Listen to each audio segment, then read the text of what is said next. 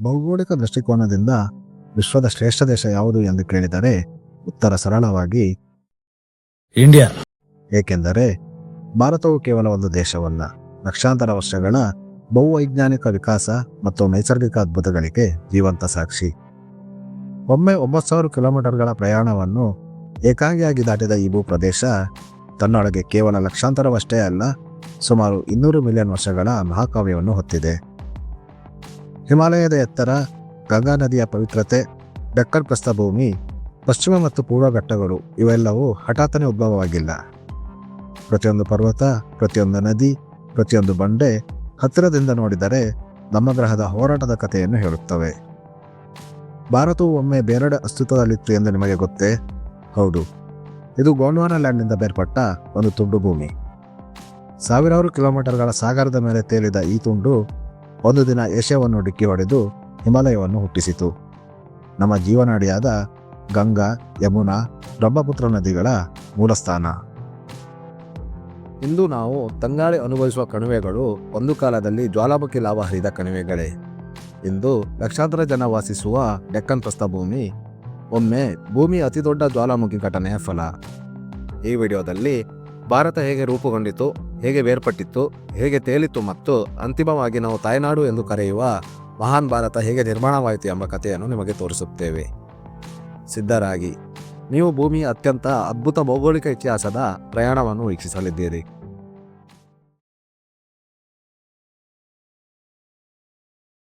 ಐನೂರೈವತ್ತು million ವರ್ಷಗಳ ಹಿಂದೆ ನಮ್ಮ ಗ್ರಹದ ಆಕಾರ ಸಂಪೂರ್ಣವಾಗಿ ವಿಭಿನ್ನವಾಗಿತ್ತು. ಇಂದಿನಂತೆ 7 ಖಂಡಗಳ ಬದಲು ಲಾರೇಷಿಯಾ ಮತ್ತು ಗೋಂಡ್ವಾನಾ ಎಂಬ ಕೇವಲ 2 ಸೂಪರ್ ಖಂಡಗಳು ಇದ್ದವು.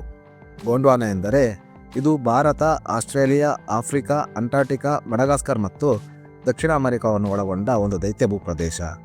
ಈ ಭೂಪ್ರದೇಶ ಸುಮಾರು 180 ಮಿಲಿಯನ್ ವರ್ಷಗಳ ಕಾಲ ಒಂದೇ ಪರಿಸರ, ಒಂದೇ ಜೀವವೈವಿಧ್ಯದಲ್ಲಿ ಬೆಳೆಯಿತು. ಇಲ್ಲಿ ಗಮನಿಸಬೇಕಾದ ವಿಷಯ ಎಂದರೆ ಗೋಂಡ್ವಾನಾ ಎಂಬ ಹೆಸರಿನ ಮೂಲವೇ ಭಾರತದ ಮಣ್ಣು. ಮಧ್ಯ ಭಾರತದ ಕಾಡು ಬೆಟ್ಟಗಳಲ್ಲಿ ವಾಸಿಸುವ ಗೋಂಡಾ ಬುಡಕಟ್ಟು ಜನರ ಹೆಸರಿನಿಂದಲೇ ಈ ಭೂಖಂಡಕ್ಕೆ ಈ ಹೆಸರು ಬಂತು. 19ನೇ ಶತಮಾನದಲ್ಲಿ ಯುರೋಪಿಯನ್ ಭೂವಿಜ್ಞಾನಿಗಳು ಭಾರತದಲ್ಲಿ ಕಂಡುಹಿಡಿದ ಅತ್ಯಂತ ಹಳೆಯ ಬಂಡೆಗಳನ್ನು ಗೋಂಡ್ವಾನಾ ರಚನೆ ಎಂದು ಕರೆಯಲಾರಂಭಿಸಿದರು.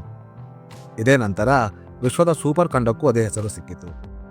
180 ಮಿಲಿಯನ್ ವರ್ಷಗಳ ಹಿಂದೆ ಭೂಮಿಯ ಮೌನ ಮುರಿದು ಭೂಮಿಯೊಳಗಿನ ಶಿಲಾಪಾಕದ ಒತ್ತಡ, ಮೇಲಕ್ಕೆ ಏರಲು ಯತ್ನಿಸುತ್ತಿದ್ದ ಬಿಸಿ ಲಾವಾ, ಇದೆಲ್ಲರ ಒತ್ತಡ ಹೆಚ್ಚಾಗುತ್ತಿದ್ದಂತೆ ಗೋಂಡ್ವಾನಾದಲ್ಲಿ ಬಿರುಕುಗಳು ಹುಟ್ಟುತ್ತಿದ್ದವು. ಅಂತಿಮವಾಗಿ 106 ಕಿಲೋಮೀಟರ್ ಉದ್ದದ ಬಿರುಕುಗಳು ಗೋಂಡ್ವಾನಾವನ್ನು 3 ತುಂಡುಗಳಾಗಿ ಛಿದ್ರಗೊಳಿಸಿತು. ದಕ್ಷಿಣ America, Africa, Bharat, Madagascar, Australia ಮತ್ತು ಅಂಟಾರ್ಟಿಕಾ. ಈ ತುಣುಕುಗಳು ತಮ್ಮದೇ ಆದ ಹೊಸ ಪ್ರಯಾಣಕ್ಕೆ ಹೊರಟವು. ಸಾಗರಗಳು ರೂಪುಗೊಂಡವು, ಹೊಸ ಭೂಪ್ರದೇಶಗಳು ಹೊರಹೊಮ್ಮಿದವು. ಭಾರತ ತನ್ನದೇ ಗುರುತಿನತ್ತ ಮೊದಲ ಹೆಜ್ಜೆ ಇಟ್ಟ ಕ್ಷಣ ಅದು. 150 ಮಿಲಿಯನ್ ವರ್ಷಗಳ ಹಿಂದೆ ಮಡಗಾಸ್ಕರ್ ಬೇರ್ಪಟ್ಟು ಲಾವಾ ಮೇಲ್ಮೈಗೆ ಬಂದು ಘನೀಕರಣಗೊಂಡಾಗ ಇಂದು ನಾವು ಪಶ್ಚಿಮ ಘಟ್ಟಗಳು ಎಂದು ಕರೆಯುವ ಸುಂದರ ಹಸಿರು ಪರ್ವತಗಳು ರೂಪುಗೊಂಡವು. ಇವೇ ನಮಗೆ ಮಳೆಯನ್ನು ಸುರಿಸುವ ಪರ್ವತಗಳು. ಅರಬ್ಬಿ ಸಮುದ್ರದ ತೇವಾಂಶ ಗಾಳಿಗಳು ಈ ಪರ್ವತಕ್ಕೆ ಡಿಕ್ಕಿ ಹೊಡೆದು ಮಳೆಯನ್ನು ಸೃಷ್ಟಿಸುತ್ತವೆ. ಗೋವಾ, ಕೇರಳ, ಕರಾವಳಿ ಕರ್ನಾಟಕ ಈ ಪ್ರದೇಶಗಳ ಹಸಿರು, ಫಲವತ್ತಾದ ಮಣ್ಣು, ಬೆಳೆಗಳು ಎಲ್ಲವೂ ಈ ಪಶ್ಚಿಮ ಘಟ್ಟಗಳ ವರಗಳು. ಇದಲ್ಲದೆ ಈ ಘಟ್ಟಗಳ ನಿರ್ಮಾಣದಿಂದ ದಕ್ಷಿಣ ಭಾರತದ ನದಿಗಳು ಪಶ್ಚಿಮದಿಂದ ಪೂರ್ವಕ್ಕೆ ಹರಿಯುವ ವ್ಯವಸ್ಥೆ ಹುಟ್ಟಿತು. 80 ಮಿಲಿಯನ್ ವರ್ಷಗಳ ಹಿಂದೆ ಭಾರತದ ಟೆಕ್ಟೋನಿಕ್ ತಟ್ಟೆ ಆಸ್ಟ್ರೇಲಿಯಾದಿಂದ ಬೇರ್ಪಟ್ಟಿತು. ಪೂರ್ವಘಟ್ಟಗಳು ಈಗಾಗಲೇ ರೂಪುಗೊಂಡಿದ್ದವು. ಕುತೂಹಲಕರ ಸಂಗತಿ ಎಂದರೆ ಆಸ್ಟ್ರೇಲಿಯಾದ ಪಶ್ಚಿಮ ಭಾಗದ ಪರ್ವತಗಳು ಮತ್ತು ಭಾರತದ ಪೂರ್ವಘಟ್ಟಗಳು ಭೂವಿಜ್ಞಾನದಲ್ಲಿ ಒಂದೇ ಕುಟುಂಬದವರು. 70 ಮಿಲಿಯನ್ ವರ್ಷಗಳ ಹಿಂದೆ ಭಾರತ ಏಕಾಂಗಿಯಾಗಿ ಉತ್ತರದತ್ತ ಚಲನೆ ಪ್ರಾರಂಭಿಸಿತು ಮತ್ತು ಶ್ರೀಲಂಕಾವು ಭಾರತದೊಂದಿಗೆ ಸಮುದ್ರದಲ್ಲಿ ತೇಲಿ ಬಂತು. ಈ ಸಮಯದಲ್ಲಿ ಭಾರತವು ರಿಯೂನಿಯನ್ ಹಾಟ್ಸ್ಪಾಟ್ ಅನ್ನು ದಾಟಿ ಭೂಮಿ ಅತಿ ವಿಶಾಲ ಜ್ವಾಲಾಮುಖಿ ಘಟನೆಯನ್ನು ಅನುಭವಿಸಿತು. ಇವತ್ತು ಮಹಾರಾಷ್ಟ್ರ, ಮಧ್ಯಪ್ರದೇಶ, ಗುಜರಾತ್, ಕರ್ನಾಟಕ, ತೆಲಂಗಾಣ, ಆಂಧ್ರಪ್ರದೇಶವನ್ನು ಆವರಿಸಿರುವ ಜ್ವಾಲಾಮುಖಿ ಬಂಡೆಗಳ ಪ್ರಸ್ಥಭೂಮಿ ಡೆಕ್ಕನ್ ಡ್ರಾಪ್ಸ್ ಆಗಿದೆ. ಅದು ಡೈನೋಸಾರ್ಗಳ ಕಾಲ.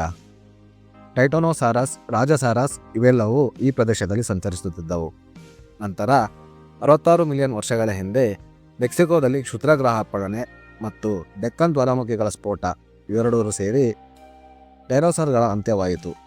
ಅಸಾಮಾನ್ಯ ವೇಗದಲ್ಲಿ ಭಾರತ ವರ್ಷಕ್ಕೆ 15ರಿಂದ 25 ಸೆಂಟಿಮೀಟರ್ ಚಲಿಸುತ್ತಲೇ ಇತ್ತು. ಒಮ್ಮೆ ಗಂಟೆಗೆ 300 ಮೈಲಿಗಳಷ್ಟು ವೇಗದಲ್ಲಿ ಚಲಿಸಿತ್ತು. ಇದು ಭೌಗೋಳಿಕ ಪ್ರಮಾಣದಲ್ಲಿ ಅಸಾಧಾರಣ ವೇಗವಾಗಿತ್ತು. ಸುಮಾರು 9,000 ಕಿಲೋಮೀಟರ್ಗಳ ನಂತರ ಭಾರತ ಏಷ್ಯನ್ ಪ್ಲೇಟಿಗೆ ಡಿಕ್ಕಿ ಹೊಡೆಯಿತು. 50 ಮಿಲಿಯನ್ ವರ್ಷಗಳ ಹಿಂದೆ ಭಾರತ ಏಷ್ಯಾವನ್ನು ಡಿಕ್ಕಿ ಹೊಡೆದ ಕ್ಷಣದಲ್ಲಿ ಭೂಮಿಯ ಮೇಲ್ಮೈ ಮೇಲೆತ್ತಿಕೊಂಡು ಹಿಮಾಲಯ ಹುಟ್ಟಿತು. 2,400 ಕಿಲೋಮೀಟರ್ ಉದ್ದದ ಈ ಪರ್ವತಗಳು ಭಾರತ, ನೇಪಾಳ, ಚೀನಾ, ಭೂತಾನ್, ಪಾಕಿಸ್ತಾನ ಮತ್ತು ಅಫ್ಘಾನಿಸ್ತಾನದವರೆಗೆ ವ್ಯಾಪಿಸುತ್ತವೆ. ಗಂಗಾ, ಯಮುನಾ, ಬ್ರಹ್ಮಪುತ್ರ ಮತ್ತು ಸಿಂಧು ನದಿಗಳಂಥ ಜೀವನಾಡಿ ನದಿಗಳು ಹಿಮಾಲಯದ ಹೃದಯದಿಂದ ಹುಟ್ಟುತ್ತವೆ. ಪ್ರತಿ ವರ್ಷ ಹಿಮಪಾತ ಮತ್ತು ಹಿಮನದಿಗಳು ಕರಗುವ ನೀರಿನಿಂದ ನದಿಗಳು ಜೀವ ಪಡೆಯುತ್ತವೆ. ಅದಕ್ಕಾಗಿಯೇ ಹಿಮಾಲಯ ಕೇವಲ ಪರ್ವತವಲ್ಲ, ಭಾರತದ ಉಸಿರು, ಜೀವನ ಮತ್ತು ಸಂಸ್ಕೃತಿಯಾಗಿದೆ. ಗೋಂಡ್ವಾನದಿಂದ ಹಿಮಾಲಯದವರೆಗೆ, ಪಶ್ಚಿಮ ಘಟ್ಟಗಳಿಂದ ಡೆಕ್ಕನ್ ಪ್ರಸ್ಥಭೂಮಿಯ ತನಕ, ಗಂಗಾ ಕಣಿವೆಗಳಿಂದ ಕರಾವಳಿ ಮಳೆಗೆ, ಪ್ರತಿಯೊಂದು ಬಂಡೆ, ಪ್ರತಿಯೊಂದು ನದಿ, ಪ್ರತಿಯೊಂದು ಪರ್ವತ ಇದು ನಮ್ಮ ಇತಿಹಾಸದ ಜೀವಂತ ಸಾಕ್ಷಿ. ಭಾರತದ ಪ್ರಕೃತಿ ಕೇವಲ ದೃಶ್ಯವಲ್ಲ, ಲಕ್ಷಾಂತರ ವರ್ಷಗಳಿಂದ ಬರೆಯಲ್ಪಟ್ಟ ನಮ್ಮ ಭೂಮಿಯ ಕಥೆ. ಈ ವಿಡಿಯೋ ನಿಮಗೆ ಇಷ್ಟವಾದರೆ ಲೈಕ್ ಮಾಡಿ, ಶೇರ್ ಮಾಡಿ ಮತ್ತು ಇನ್ನಷ್ಟು ರೋಚಕ ಕಥೆಗಳಿಗಾಗಿ ನಮ್ಮ ಚಾನಲನ್ನು ಸಬ್ಸ್ಕ್ರೈಬ್ ಮಾಡಿಕೊಳ್ಳಿ. ಇದು ಮಿತ್ಕುರ, ಸತ್ಯ ಮತ್ತು ರಹಸ್ಯಗಳ ಸಂಗಮ. ಮುಂದಿನ ವಿಡಿಯೋದಲ್ಲಿ ಮತ್ತೆ ಸಿಗೋಣ. ಧನ್ಯವಾದಗಳು.